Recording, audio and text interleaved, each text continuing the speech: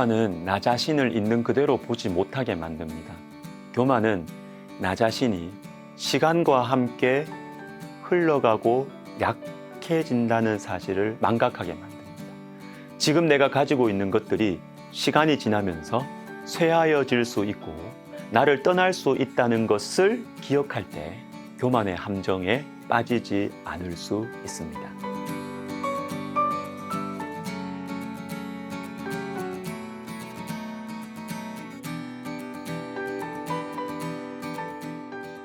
자, 오늘 본문에 벨사살 왕이 나옵니다. 근데 이 사람은 역사적으로 그렇게 훌륭한 왕이 아니에요.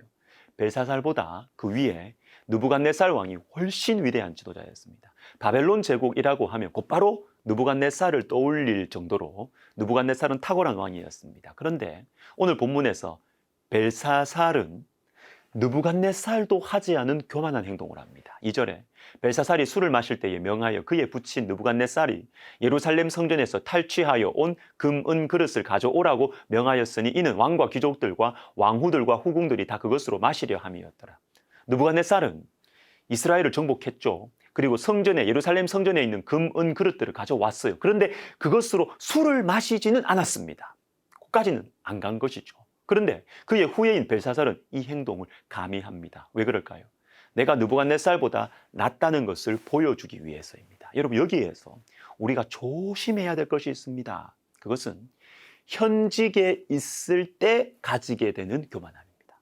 느부갓네살이 벨사살보다 훌륭해요. 그러나 현재는 느부갓네살이 없습니다. 벨사살이 비록 부족하지만 현재 권력을 가지고 있는 사람은 느부갓네살이 아니라 벨사살이거든요. 현직에 있을 때의 교만은 나 자신을 보는 눈을 어둡게 만듭니다. 르호보암도 그랬어요. 르호보암은 이스라엘의 4대 왕입니다. 사울, 다윗, 솔로몬, 그리고 르호보암. 르호보암이 왕이 된 지 얼마 되지 않았을 때 백성들이 와서 고역과 멍에를 좀 가볍게 해달라고 요청하죠. 이때 느부갓네살은 원로들의 이 의견 대신에 함께 자라는 젊은 신하들의 의견을 선택합니다. 왕은 대답하기를 내 새끼손가락이 내 아버지의 허리보다 굵으니 내 아버지께서 너희에게 무거운 멍에를 매게 하였으나 이제 나는 너희의 멍에를 더욱 무겁게 할지라. 저는 이 대답을 보고 참 웃음이 나왔어요. 맨 처음에 나온 말 때문입니다. 내 새끼손가락이 내 아버지의 허리보다 굵다. 결국 아버지보다 내가 훌륭하다는 것입니다. 여러분, 아버지가 누굽니까? 솔로몬 왕이에요. 솔로몬.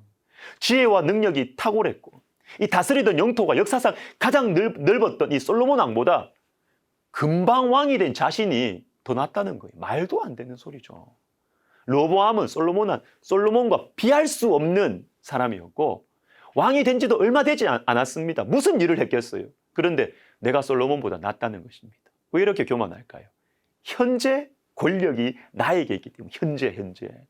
솔로몬이 훌륭하면 뭐예요? 지금 없습니다. 지금 힘을 쓸 수가 없어요. 그러나 르호보암 자신은 지금 힘을 가지고 있고 지금 힘을 쓸 수가 있는 것입니다. 현재의 권력은 나 자신을 제대로 보지 못하게 만듭니다. 결국 역사를 멸시하게 만들어요. 역사를. 이것이 망하는 길입니다. 혹시 여러분 지금 힘을 가지고 계십니까?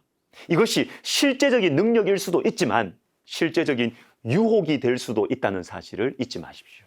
그런데 느헤미야에는 이 르호보암과 벨사살과 반대되는 모습이 나와요. 지금은 성전을 다 지었어요. 성벽도 거의 다 지어갑니다. 이때 어떤 사람들을 기억합니다. 1절에 보시면 스알디엘의 아들 스룹바벨과 예수아와 함께 돌아온 제사장들과 레위 사람들은 이러하니라. 자, 여기에 나오는 스룹바벨, 예수아 이 사람들은요. 3번의 포로 기한 중에 제일 첫 번째로 돌아온 사람들입니다. 그런데 느헤미야는 이 사람들을 기억하는 느헤미야는 3차 귀환의 지도자입니다. 여러분, 왜 1차 귀환의 지도자들, 앞세대의 사람들의 이름을 왜 다시 떠올릴까요? 느헤미야는 알았어요. 이 앞선 세대의 헌신, 이 믿음의 발걸음이 있었기 때문에 자신들이 존재한다는 것을 알았던 것이죠. 여러분, 이 신앙이 중요합니다. 앞선 세대의 수고와 헌신을 존중하고 그들의 가르침을 배우고 감사하는 신앙이 중요합니다. 여러분, 세대 교체가 중요한 게 아니라 세대 이어주기가 신앙적인 거예요. 세대 이어주기. 여러분, 느헤미야는 이것을 알고 인정했습니다. 지금 우리가 이렇게 성전, 성벽을 다 완성하는 하나님 나라의 회복, 이걸 우리가 지금 할 수 있고 누릴 수 있었던 그 배후에는 앞선 세대들의 헌신과 수고가 있었다. 이걸 느헤미야는 분명히 알고 있었죠. 3차 기한 느헤미야 자신도 수고했지만 고생했지만 1차 기한 스룹바벨 여호수아의 믿음, 그리고 2차 기한 에스라의 결심과 헌신을 통해서 자신이 비전과 용기와 소망을 가지게 되었던 것을 잊지 않았던 것입니다. 물론 앞세대로부터 배울 것이 없다 이렇게 생각할 수도 있어요. 도리어 여러분, 요시야 왕처럼 요시야 왕이 온 나라를 하나님께로 인도하려 할 때 앞선 세대의 두 왕들은 큰 장애물이었어요. 아몬, 므낫세와 아몬의 영향력, 이걸 철저하게 그래서 차단했던 것처럼 앞선 세대로부터 결별해야 할 때도 있습니다. 그러나 지금 우리의 형편은 어떻습니까? 우리가 몸을 이루고 있는 한국교회, 아니 거창하게 말하지 않아도 우리가 섬기는 교회의 영적인 상태는 어떻습니까? 사사기 2장의 모습 아닙니까? 여호와의 종 눈의 아들 여호수아가 110세의 죽음에 그 세대의 사람도 다 그 조상들에게로 돌아갔고 그 후에 일어난 다른 세대는 여호와를 알지 못하며 여호와께서 이스라엘을 위하여 행하신 일도 알지 못하였더라. 앞 세대의 연약함들 있었죠. 그러나 하나님을 향한 경건, 교회를 향한 사랑, 나라와 민족을 위한 기도와 헌신, 여러분 우리가 배워야 할 것들이 훨씬 많습니다. 다니엘 튜더라는 그 언론인이 그 외국 사람이니까 외부인의 관점에서 우리나라에 대해서 쓴 책이 있어요. 좀 오래된 책인데, 기적을 이룬 나라, 기쁨을 잃은 나라. 자, 이 책에 보면 이런 내용이 있습니다. 일제강점기는 모든 한국인에게 힘겨운 시간이었지만 그 고난 속에서 한국 기독교는 가장 치열하고 아름다운 시기를 보냈다. 가장 치열하고 아름다운 시기. 고난이 많았지만 가장 아름다웠던 시기. 여러분, 이 말이 우리에게 부끄러움과 서글픔을 주지 않습니까?